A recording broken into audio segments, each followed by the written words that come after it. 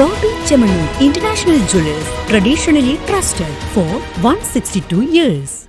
പട്ടാമ്പി ഉപജില്ലാ സ്കൂൾ കലോത്സവത്തിൽ ഹൈസ്കൂൾ വിഭാഗം ചെണ്ട തായമ്പകയിൽ ഇത്തവണയും നടുവട്ടം ഗവൺമെന്റ് ജനതാ സ്കൂളിലെ ആനന്ദകൃഷ്ണൻ ഒന്നാം സ്ഥാനം കരസ്ഥമാക്കി.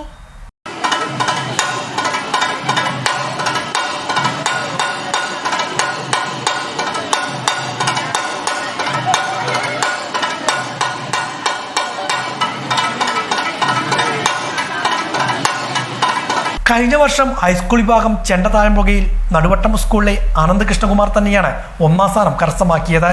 4 പേരാണ് മത്സരരംഗത്തുണ്ടായിരുന്നത്. ഇത്തവണയും വിജയം നേടാനായതിന്റെ സന്തോഷത്തിലാണ് ആനന്ദ് കൃഷ്ണകുമാർ. 9ാം ക്ലാസ് വിദ്യാർത്ഥിയാണ് ആനന്ദ്.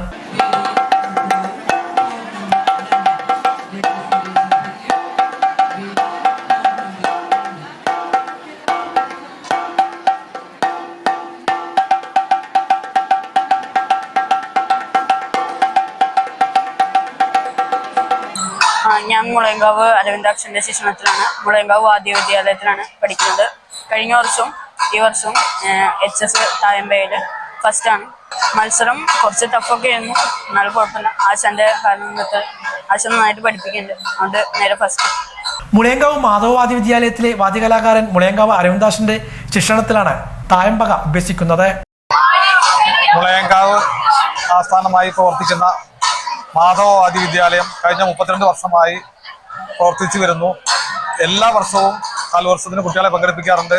പട്ടാമ്പി സബ് ജില്ലയിൽ കഴിഞ്ഞ തായമ്പയില് ഹൈസ്കൂൾ തായമ്പയില് ഫസ്റ്റ് കിട്ടിയത് ജനതാ ഹൈസ്കൂള്, സെക്കൻഡ് കിട്ടിയ കൊപ്പം ഹൈസ്കൂള്. രണ്ടും എൻ്റെ സ്റ്റുഡൻ്റ് ആണെന്നുള്ളത് സന്തോഷത്തോടെ അറിയിക്കട്ടെ.